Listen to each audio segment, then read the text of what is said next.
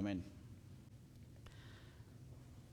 Recientemente pude estar alrededor de unos niños y estos niños estaban con sus bicicletas jugando y uno de ellos en particular estaba impidiéndole el paso al otro niño con su bicicleta. De repente el niño que estaba en la parte de atrás quería pasarle y él se molesta y trata de tomar venganza sobre este otro niño que no lo dejaba pasar y comienza con su bicicletita a pegarle tratando de poder pasarle. En vez de esperar y ser paciente a que los adultos que estaban alrededor lo ayudaran, este niño que estaba en la parte de atrás decidió tomar la venganza en sus propias manos y comenzó a pegarle más fuerte a la bicicleta del otro niño, al punto que en un momento ocasionó que ambos se cayeran de sus bicicletas. En ese momento, cuando ambos se caen, se miran así como que, ¿qué está pasando? ¿Por qué me empujaste? ¿Por qué nos caímos los dos? ¿No? Y a pesar de que este ejemplo puede parecer una respuesta bastante normal, incluso para nosotros como adultos, que cuando nos hacen algo queremos responder de la misma manera y tomar la venganza en nuestras propias manos, vamos a ver en nuestro pasaje en esta mañana que debido a las misericordias del Señor, nosotros debemos vencer el mal con el bien. Lo voy a decir una vez más.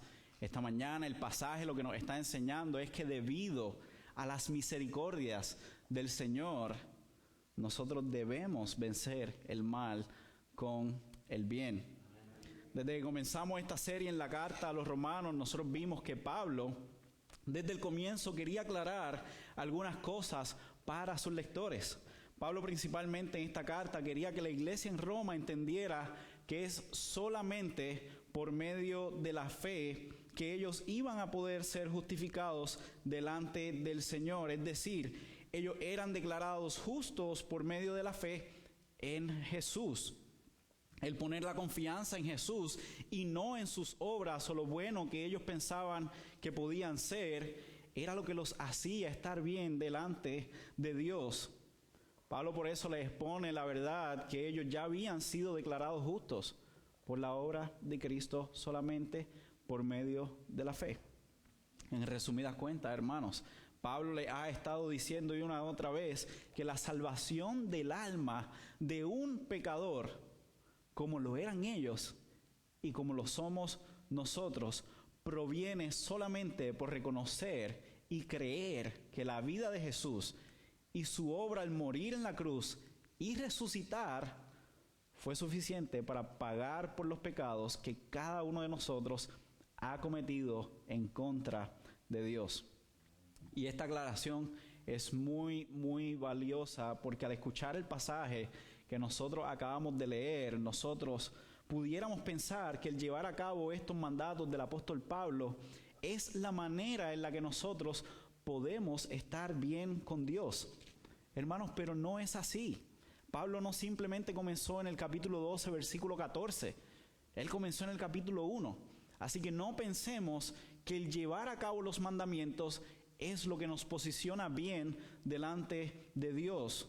Por eso es que el apóstol Pablo siguió escribiendo, porque no solamente nos quería dejar claro y quería dejarle a los creyentes en la iglesia en Roma que era a través de la fe que ellos eran salvos, sino que también él quería mostrarles a ellos que la vida cristiana venía a través de la fe, pero no venía sola. Viene con obediencia, viene con sujeción a la palabra de Dios. Y la vida creyente, la vida del creyente, tiene que ser definitivamente contracultural. Por eso es que él siguió escribiendo luego del capítulo 11. Porque no se acababa en solamente somos salvos por la fe, sino que somos salvos por la fe para que ahora vivamos de manera distinta nuestra vida.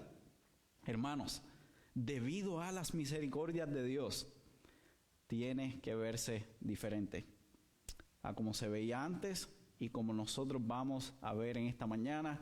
Incluso se va a ver diferente de lo que las culturas y las sociedades de este mundo nos enseñan. Pero yo quiero demostrarles por qué es que una vida verdaderamente transformada por las misericordias de Dios puede y debe verse diferente a tal punto de vencer el mal con el bien. ¿Por qué?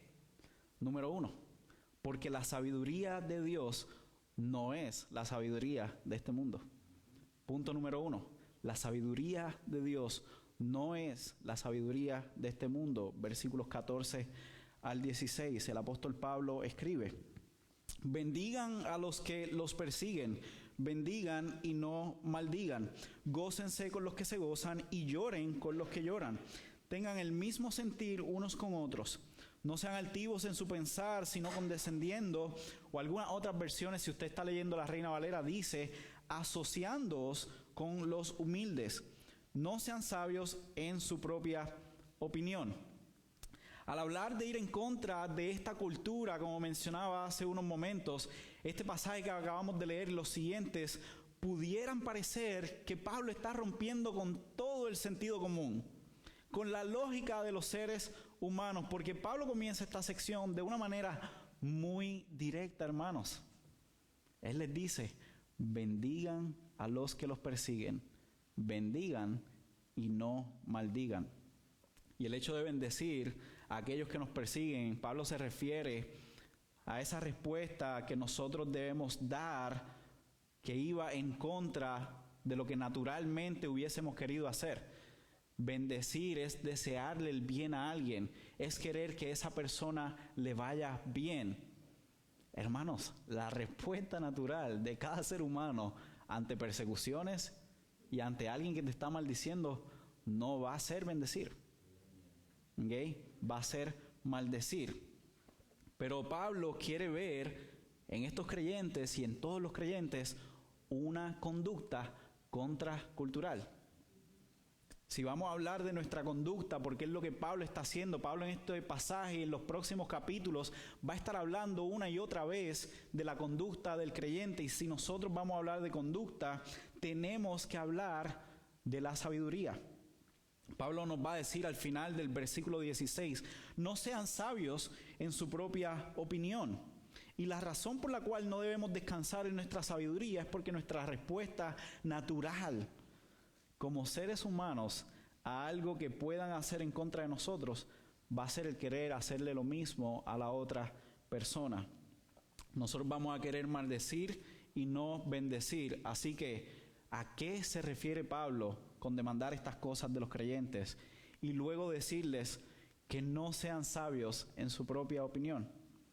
Pues la sabiduría, si vamos a varios diccionarios, específicamente al diccionario de la lengua española, es definida por estas 3 definiciones. Número 1, ellos dicen, es un grado más alto de conocimiento. La otra opción es una conducta prudente en la vida o en los negocios. Y número 3, el diccionario de la lengua española define la sabiduría como un conocimiento profundo en ciencias, letras o artes. Pero como ya les había comentado, la sabiduría de Dios no es la sabiduría de este mundo. Este mundo puede definir la sabiduría de esa manera, pero Dios define la sabiduría de otra manera, porque la sabiduría de Dios no es la sabiduría de este mundo. Así que vamos a ver, ¿qué nos dice la Biblia? La palabra de Dios en Proverbios 1:7 dice: el principio de la sabiduría es el temor de Jehová. No es un conocimiento más profundo, no es una buena conducta, no es conocimiento en ciencias, en letras y en artes. El principio de la sabiduría definido por la palabra de Dios, definido por Dios mismo, es el temor a Jehová. Por lo tanto, la sabiduría que proviene de Dios y no de este mundo es una que comienza con entender, hermanos, quién es Dios y cómo nosotros debemos vivir a la luz del carácter santo de Dios. Porque el entender la naturaleza, el dominio, el poder, la grandeza y la autoridad de quién es Dios y lo que Él ha hecho por ustedes, por nosotros, nos ayudará a vivir de acuerdo a su palabra. El entender, hermanos, quién es Él nos va a ayudar a vivir de acuerdo a lo que Él espera de nosotros. Precisamente eso es la sabiduría. La sabiduría es definida, como lo mencionó un pastor en Nueva York, el pastor Ryan Patrick. Él dice, la sabiduría no se trata de lo que puedas hacer, sino de cómo vives tu vida delante del Señor. De eso se trata la sabiduría, hermanos. Y para nosotros poder vivir delante del Señor de acuerdo a su voluntad, tenemos que conocer al Señor. Por lo tanto, sabiendo que la sabiduría de Dios no es lo que este mundo define como sabio, debemos anhelar conocer a Dios cada día más por medio de su palabra, para que nuestra mente siga siendo transformada y nosotros podamos vivir de acuerdo a su voluntad. Es lo que hemos visto al inicio de este capítulo. Y eso, mis hermanos, es la sabiduría que proviene de lo alto. Esa es la sabiduría que nos va a ayudar a vivir conforme al Evangelio de nuestro Señor Jesucristo. Y en este versículo donde Pablo está hablando particularmente de personas que realmente no pertenecen a la iglesia, a diferencia de lo que vimos la semana pasada, porque son personas que buscan hacerle el mal a la iglesia. La iglesia, a pesar de eso, debe continuar firme en su trato de unos con otros para poder servirse en amor y poder vencer el mal con el bien. Por eso es que Pablo no se detiene ahí, sino que Pablo también vuelve a escribirle y a referirse a cómo ese trato, mientras comienza a hablarle de cómo vamos a tratar a las personas que están fuera de la iglesia, también cómo debe continuar el trato de unos con otros dentro de la iglesia local. Y por eso es que él les dice, deben gozarse con los que se gozan y llorar con los que lloran. Esto es algo que debe distinguir y caracterizarnos como iglesia y como creyentes. De hecho, esto es algo que forma parte del pacto de nuestra membresía. Aquellos de ustedes que son miembros de esta iglesia saben que en nuestro pacto nosotros nos hemos comprometido a acompañarnos unos a otros en los momentos de dolor y en los momentos de felicidad. Y en este momento quiero compartir con ustedes que por las misericordias de Dios es algo que yo he podido experimentar desde el primer día que yo llegué aquí a estar con ustedes. Yo he visto el amor que el Señor ha puesto en medio de nuestra iglesia al acompañarnos en momentos de alegría, celebraciones, cumpleaños, bodas, la llegada de nuevos niños, especialmente de la familia Blanco, porque ya han traído 2 desde que yo llegué acá. Pero hermanos, también nosotros lo hemos podido ver en los momentos de dolor, cuando familiares han partido de esta tierra, cuando se han ido familiares a otros países, a otras ciudades, han llegado enfermedades, han llegado pérdidas, y el Señor, hermanos, nos ha sostenido como iglesia. El Señor nos ha ayudado a que juntamente nos acompañemos unos a otros.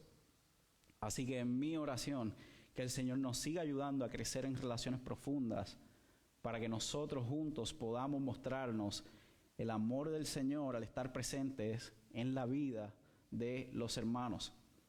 Ya que esto, como vamos a ver también, como el apóstol Pablo está tratando de mostrar cómo debemos vivir con los de afuera, el amor que nos tenemos unos a otros, el acompañarnos en los momentos buenos y en los difíciles, va a servir como testimonio a aquellos que están fuera de la iglesia, a aquellos que nos están persiguiendo, a aquellos que nos están haciendo el mal. Así que entendamos, hermanos, que las buenas relaciones dentro de la iglesia también sirven como testimonio para anunciar a Cristo.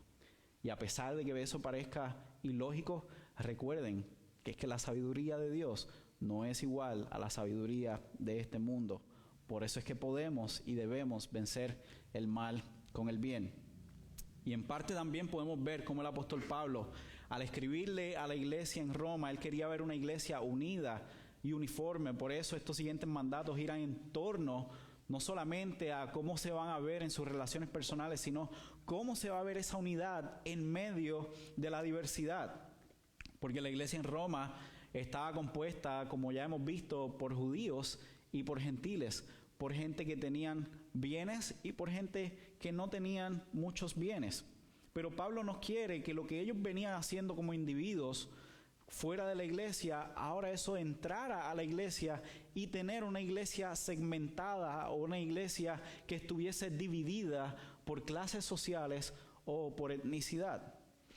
Pablo quiere que ellos velaran por los intereses los unos de los otros. Y eso conllevaba el que ellos tuviesen que vivir en unidad.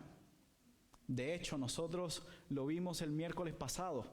Los intereses de nosotros como creyentes tienen que ser los mismos. Es lo que Pablo le dice aquí a la iglesia. Versículo 16. Tengan el mismo sentir unos con otros. Y si usted vino el miércoles, ¿cuáles son esos sentir? ¿Cuál es ese sentir? Es tener el sentir que hubo en Cristo. Nosotros tenemos que tener el mismo sentir que hubo en Cristo, quien siendo igual a Dios, no estimó eso como algo a que aferrarse, sino que se despojó a sí mismo, tomando forma de hombre, forma de siervo, haciéndose obediente y obediente hasta la cruz. Y murió por nosotros. Él puso su vida por nosotros. Y ahora el apóstol Pablo en esta iglesia que podía verse muy diversa, él quiere que ellos estén unidos. Y él sabía que lo único que los iba a unir a ellos era el evangelio de Jesucristo. Era que ellos tuviesen el mismo sentir que hubo en Cristo. Pablo lo que quería era que ellos entendieran que en efecto el evangelio los iba a transformar por completo. Y el impacto del evangelio, como hemos visto cuando empezamos el capítulo 12, esa bomba de la que hablaba el pastor Víctor, que impacta cada área de nuestra vida, es real. Pablo quiere que ellos sean impactados y que ellos entiendan que ese impacto era absoluto, pero también era un impacto que era permanente. Ya ellos no vivían para sí, ahora sus vidas eran para el Señor. Y por eso Él les recuerda que ante la tentación de seguir comportándose como la sociedad les estaba enseñando, ellos eran llamados a comportarse de una manera distinta, porque ellos no debían ser sabios en su propia opinión. Ellos debían actuar conforme a la sabiduría de Dios, la cual no es igual a la sabiduría de este mundo. Iglesia, de la misma manera, al haber visto que es debido a las misericordias de Dios que nuestra vida ha sido transformada, anhelemos crecer en sabiduría, en la sabiduría que proviene de Dios. Que esta semana nosotros podamos orar y meditar y rogarle a Dios que nos ayude a crecer en sabiduría. Pidámosle a Dios por sabiduría. Es algo que incluso el Señor mismo nos manda a que le pidamos. Santiago capítulo 1 versículo 5 dice: y si alguno de vosotros tiene falta de sabiduría, pídala a Dios, el cual da a todos abundantemente y sin reproche, y le será dada. Oremos al Señor, iglesia, por sabiduría. Que esta semana, mientras tú meditas en la palabra del Señor, tú puedas pedirle y tú puedas rogarle: Señor, dame sabiduría. Dame la sabiduría que proviene de lo alto. Transforma mi mente conforme a tu palabra. Transforma mi mente, Señor, conforme a tu glorioso evangelio. Señor, quiero conocerte más. Y recordemos, hermanos, que mientras nosotros le pedimos al Señor por sabiduría, nosotros también debemos anhelar crecer en nuestra relación personal con Él. Mientras nosotros nos vamos en momentos de intimidad con el Señor, y también cuando no dejamos de congregarnos. Hermano, es muy importante para nosotros como creyentes, para crecer en sabiduría, que conozcamos al Señor a través de su palabra, que tengamos tiempo de intimidad con el Señor, en oración, en meditación, y que nos congreguemos, hermanos. Tenemos que permanecer unidos, escuchando y siendo edificados unos con otros por el medio de la palabra del Señor. Así que pidamos eso y utilicemos esos medios de gracia, porque es a través de esos medios que el Señor ha provisto que nosotros vamos a poder crecer en sabiduría y vivir conforme a la palabra de Dios. Y ahora quiero que me acompañen al punto número 2, porque nosotros acabamos de ver cómo es que una vida transformada por el evangelio puede y debe vencer con el bien. Y es porque la sabiduría de Dios no es la de este mundo. Y debido a sus misericordias, Dios nos ha dado esa sabiduría. Y nos continuará ayudando a ser sabios cada día más. Y de la misma manera, debido a esas misericordias de Dios, es que nosotros podemos vencer el mal con el bien. ¿Por qué? Porque la sabiduría de Dios no es la de este mundo y Él nos la ha otorgado. Y número 2, porque sabemos que Dios castiga el pecado. Punto número 2. Porque sabemos que Dios castiga el pecado. Acompáñenme a leer los versículos 17 al 21 una vez más. Dice el apóstol Pablo: nunca paguen a nadie mal por mal. Respeten lo bueno delante de todos los hombres. Si es posible, en cuanto de ustedes dependa, estén en paz con todos los hombres. Amados, nunca tomen venganza a ustedes mismos, sino den lugar a la ira de Dios, porque escrito está: mía es la venganza, yo pagaré, dice el Señor. Pero si tu enemigo tiene hambre, dale de comer, y si tiene sed, dale de beber, porque haciendo esto, carbones encendidos amontonarás sobre su cabeza. No seas vencido por el mal, sino vence el mal con el bien. En esta sección, Pablo se enfoca específicamente en nuestro trato con los no creyentes, es decir, con aquellos que aún no han puesto su fe en el Señor Jesús. Y lo que el apóstol Pablo le pide a la iglesia en Roma es que ellos no paguen con mal a alguien que les ha hecho algo malo. No, él está como tomando la misma idea que ya él presentó en el versículo número 14. Sin embargo, él lo dice de una manera que nosotros podemos ver que quiere que los creyentes en Roma recuerden y sigan creciendo en su entendimiento del carácter de un creyente. Yo estoy seguro que yo no soy el único pecador en este lugar, ¿cierto? Ustedes también son pecadores, ¿ok? Bueno, en cosas tan sencillas como cuando alguien en la carretera, hermanos, me toca bocina y me pasa por el lado, mi primera reacción instantánea no es tratar de decirle: Dios te bendiga, espero que te vaya súper bien, que puedas llegar a tiempo a tu destino, ¿no? Sino que nuestra intención, mi intención, bueno, voy a hablar de mí, mi intención, yo no sé ustedes, pero la mía es tratar de buscar la manera de poder pasarle y mostrarle que Él sí va lento de verdad. Y decirle: ¿y ahora? ¿Quién va lento ahora? ¿Quién va lento ahora? ¿No? Pero incluso, hermano, esto lo vemos también en nuestros trabajos. Si ustedes trabajan con personas que no conocen al Señor, se van a encontrar en muchos momentos donde sus compañeros de trabajo le pueden hacer un mal de manera intencionada. Pudieran tratar de levantar chisme en su contra, pudieran estar buscando ellos llevarse el crédito por algo que ustedes hicieron y ellos tratar de ser los héroes de la película en el trabajo. Y el deseo que puede surgir en nuestros corazones al tratar con no creyentes es pagarles con otro mal. Sin embargo, Pablo aquí nos recuerda que como creyentes que hemos experimentado las misericordias de Dios, nosotros debemos pagarle con un bien. Y hermanos, debemos ser muy cuidadosos, porque el Señor nos ha rescatado para que nosotros seamos luminares en este mundo y que por medio de nuestras buenas obras, los que nos rodean puedan ver esas buenas obras y puedan glorificar a nuestro Padre que está en los cielos. Pero sí, somos pecadores.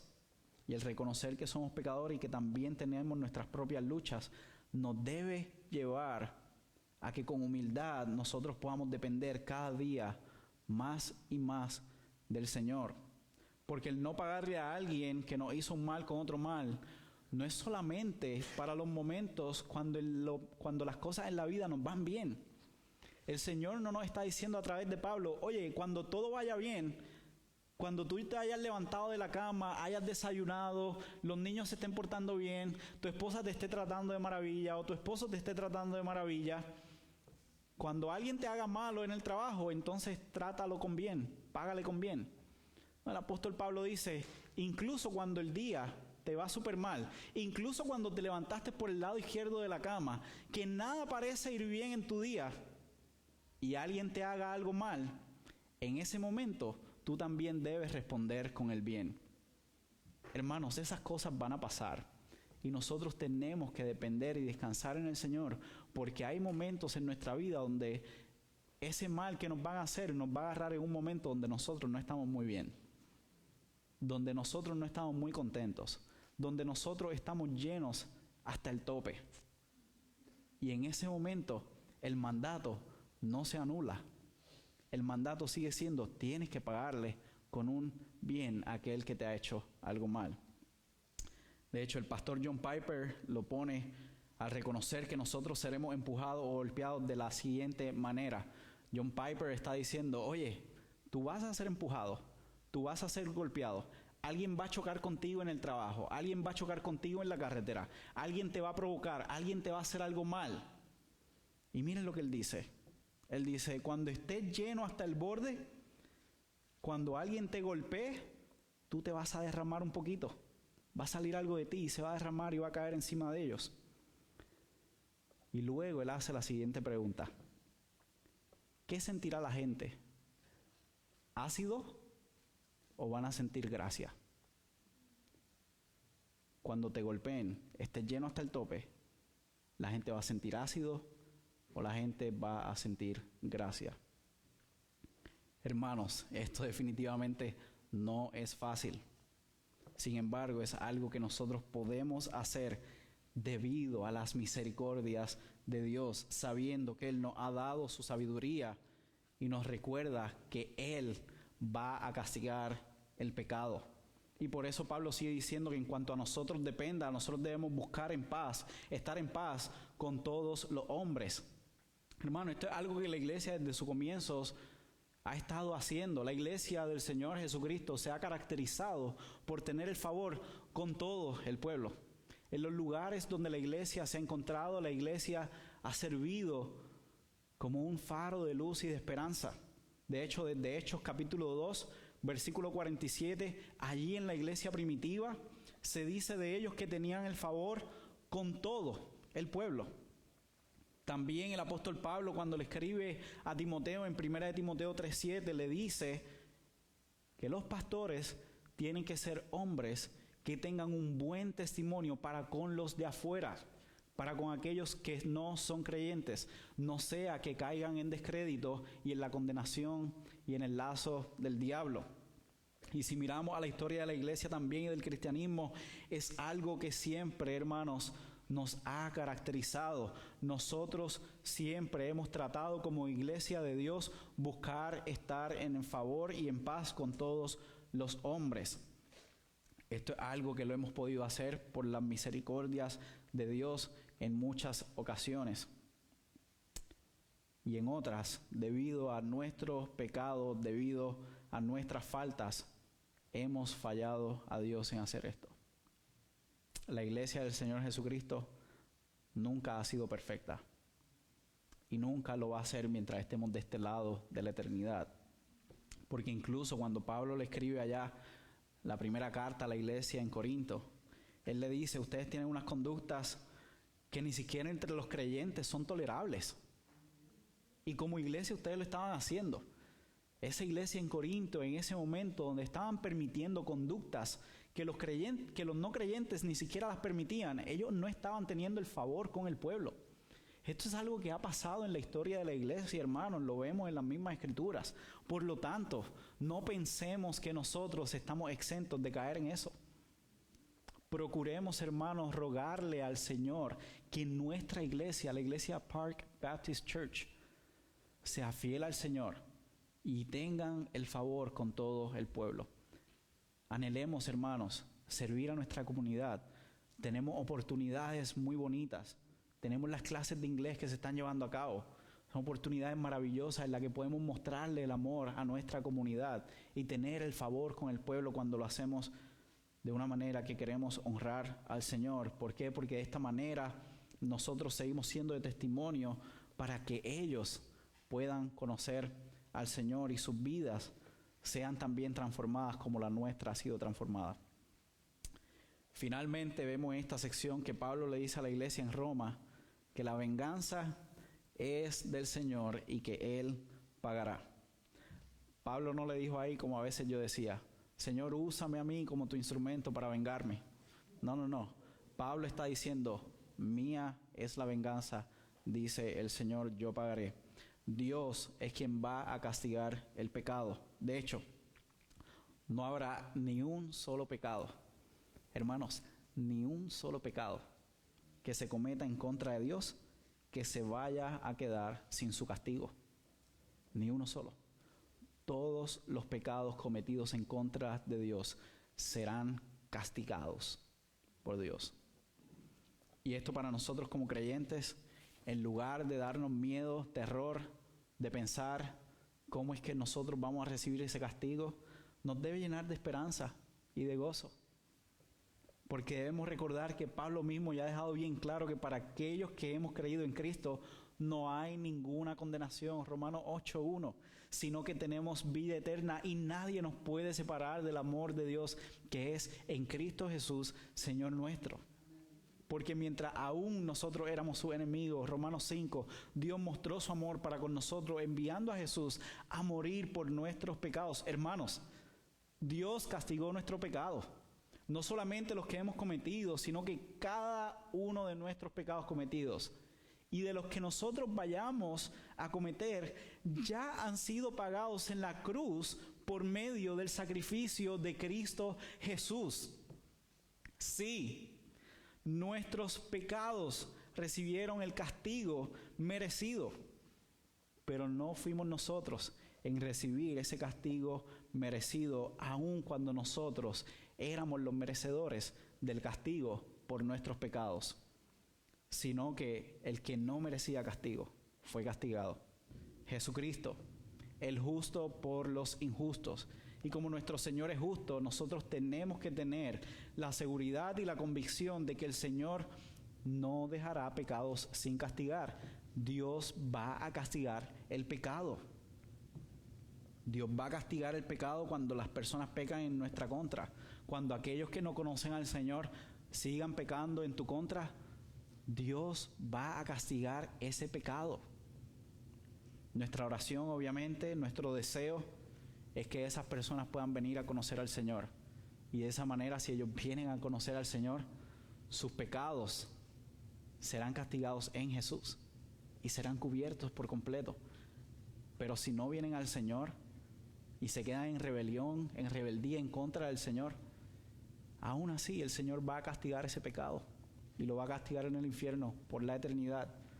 Todos sus pecados serán castigados. Pablo aquí está citando en el versículo número 19, al decir mía es la venganza, yo pagaré. Él cita Deuteronomio 32:35 para recordarles que esto es parte del carácter de Dios, para recordarles a estos creyentes que Dios siempre ha sido justo y Él va a continuar siendo justo. Su justicia no va a poder ser trastocada por nada en el mundo. El Señor es justo. Y así Él quiere que ellos conozcan el carácter de Dios. Y en aquel momento, en Deuteronomio 32:35, Moisés está comunicándole al pueblo de Dios y diciéndoles: ustedes van a entrar ahora a la tierra de Canaán, pero en un tiempo ustedes se van a olvidar del Señor. Ustedes van a terminar haciendo lo malo delante del Señor. Y el Señor va a levantar una nación pagana. Y con una nación pagana Él los va a castigar a ustedes. Y al final de ese cántico y de ese poema que Moisés está comunicándole al pueblo, donde Dios le está diciendo: cuando ustedes se desvíen y hagan lo malo delante de mí, cuando ustedes se fabriquen dioses para ustedes mismos y me abandonen a mí, yo voy a pagar. Yo voy a traer castigo sobre ustedes.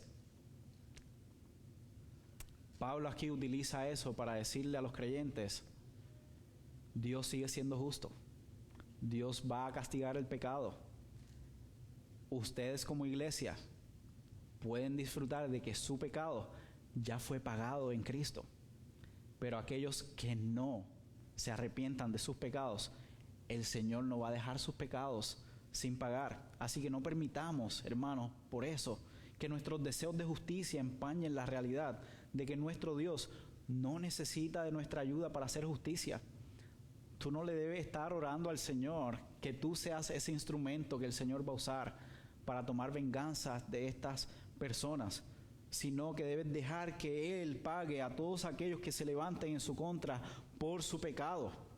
Porque nuevamente, cuando nosotros intentamos darle paso a nuestra ira, cuando alguien nos hace daño y queremos tomar esa venganza en nuestras manos, nosotros ni siquiera podemos ver toda la maldad que hay en esa otra persona. Nosotros no podemos ver todo lo que esa persona está haciendo en contra del Dios que es santo, santo, santo. Nosotros ni siquiera tenemos ideas de la gran magnitud que esa persona ha hecho en contra del Dios Todopoderoso. Pero Dios sí lo sabe. Y si nosotros tratamos de tomar la justicia en nuestras manos, nosotros nunca vamos a poder hacer que esa persona pague conforme a lo que Él le hizo en contra de Dios. Por eso Dios está diciendo, no se preocupen, iglesia, no se preocupen. Yo voy a pagar y el Señor va a dar el pago que se merecen. Si lo fuésemos a poner en términos de número, hermanos, la deuda que esta gente hacen cada vez que cometen un pecado en contra de nosotros, que es un pecado últimamente que se comete en contra de Dios, es una deuda impagable. No le podemos poner cifras en números. Si fuésemos a darle una multa, no van a poder pagarlo, nunca. Ni los millones del universo van a poder completar la deuda que ellos han cometido en contra del Señor. Y cuando nosotros tratamos de tomar la venganza en nuestras manos, nosotros estamos diciendo, déjame pedirle $1,000. Yo creo que $1,000 va a ser suficiente para que me pague lo que me hizo. Cuando realmente Dios dice no. Son millones y millones y ni siquiera le podemos poner el número de tan grande que es. Así que no te preocupes, no le cobré esos 1,000 porque no es suficiente. Yo voy a pagar. Yo voy a cobrar esa falta que se ha hecho en mi contra. Hermanos, cuando seamos tentados a querer tomar la venganza en nuestras propias manos, cuando seamos tentados a sentirnos con remordimiento y con ganas de cobrar justicia, recordemos que Dios pagará a cada cual por su propio pecado. Por otro lado, esto también nos debe animar a seguir las palabras de Jesús mismo, así como también habían sido anunciadas en los proverbios. Debemos hacer el bien a nuestros enemigos. Cuando tengan hambre, dice Pablo, denles de comer. Cuando tengan sed, que les demos de beber. Esto es precisamente mirar a Cristo, seguir las palabras de Jesús mismo, que Jesús mismo nos dijo, amen a sus enemigos. Denle de comer cuando lo vean hambriento, denle de beber cuando lo vean sediento. Hermano, esto es mirar a Cristo y poder seguir su ejemplo para vencer el mal con el bien. Yo quiero que me acompañen ahora a 1 de Pedro capítulo 2 y veamos cómo el apóstol Pedro lo puso en sus propias palabras, en la palabra inspirada de Dios, al mostrarnos cómo Jesús respondió ante sus enemigos. Y ahí Primera de Pedro, capítulo 2, versículos 21 al 24 dicen de la siguiente manera: porque para este propósito han sido llamados, pues también Cristo sufrió por ustedes, dejándoles ¿qué? Ejemplo, para que sigan sus pasos, el cual no cometió pecado, ni engaño alguno se halló en su boca, y quien cuando lo ultrajaban, no respondía ultrajando. Cuando padecía, no amenazaba, sino que se encomendaba a aquel que juzga con justicia. Jesucristo dejó la justicia en manos del Padre.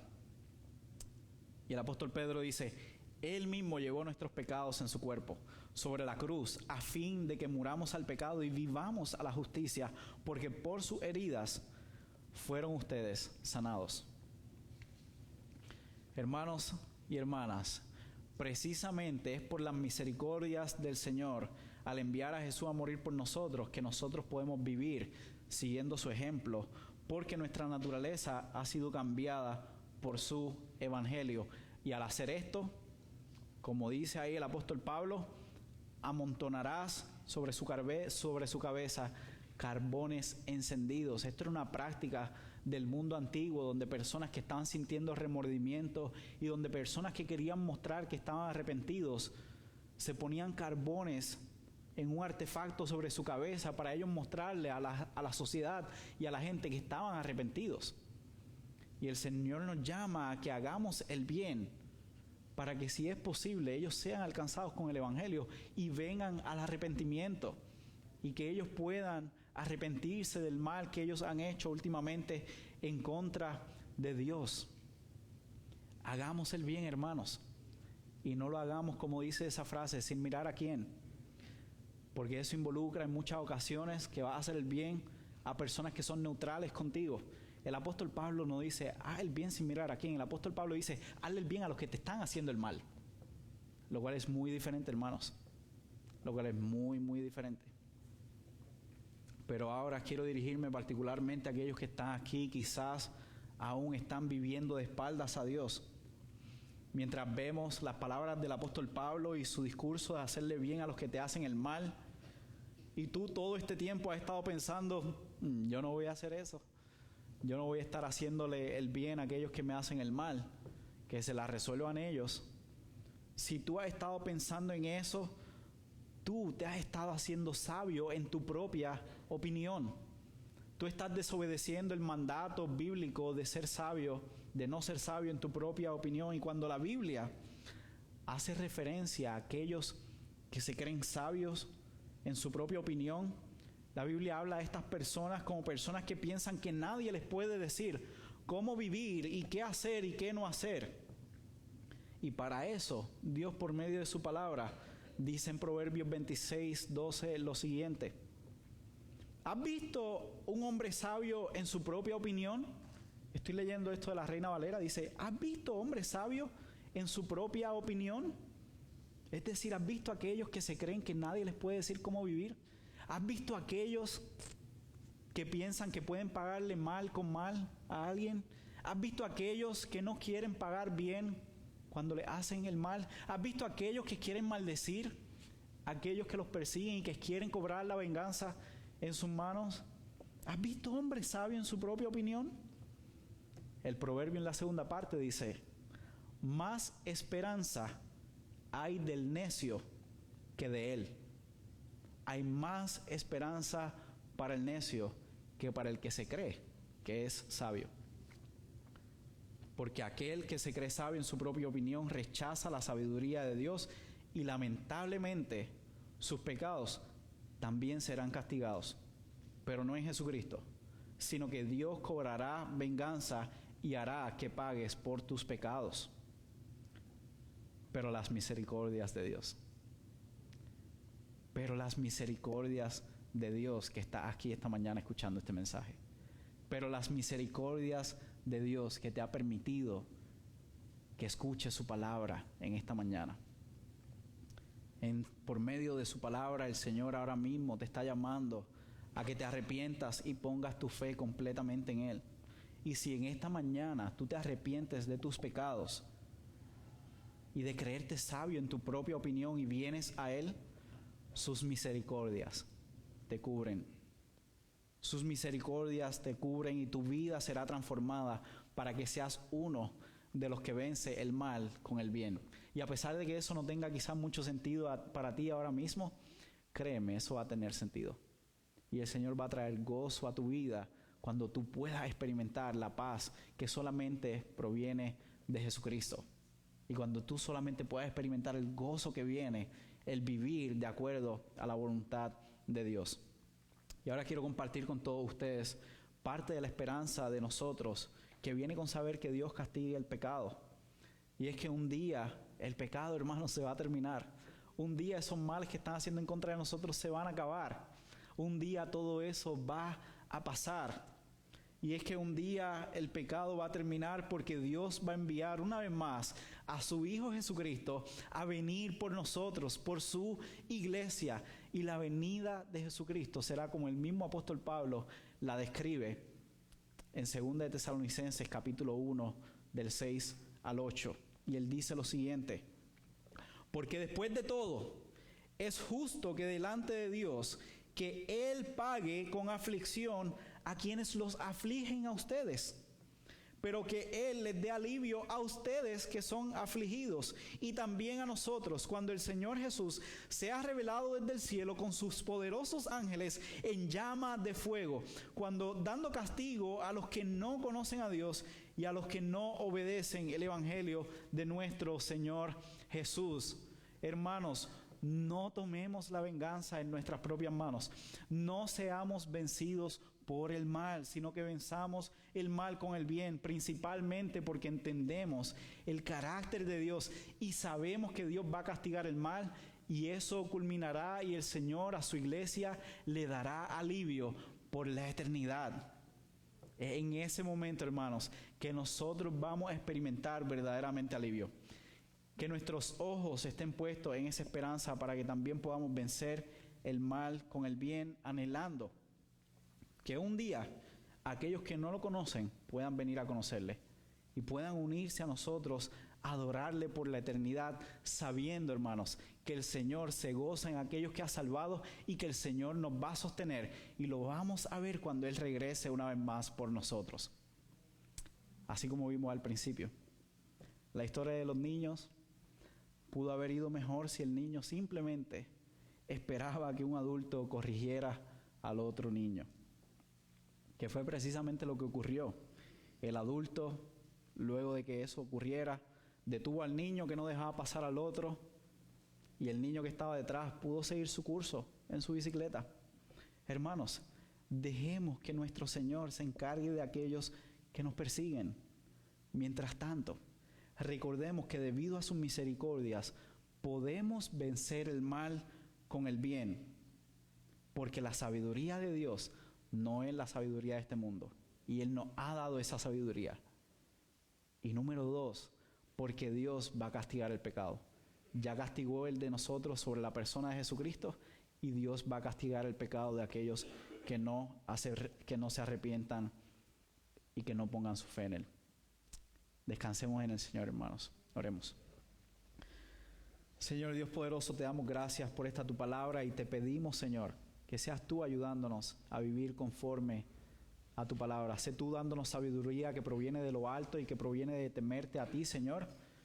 Y ayúdanos como tus hijos a poder vencer el mal con el bien. Te pido que seas con nosotros en este momento, Señor, y que si hay alguien que aún está haciéndose sabio en su propia opinión, que seas tú rescatándole, Señor, que seas tú convenciéndole de que debe humillarse delante de ti, de que debe venir a ti en arrepentimiento y fe, Señor, y que juntos podamos unirnos a ti, Señor, a esperarte cuando regreses de los cielos para estar contigo por el resto de nuestra eternidad, donde el mal se va a terminar, Señor, donde tú le vas a poner el fin a toda la maldad y donde habitaremos contigo en gozo y en paz por el resto de la eternidad. Te pedimos esto en el nombre de tu Hijo amado Jesús.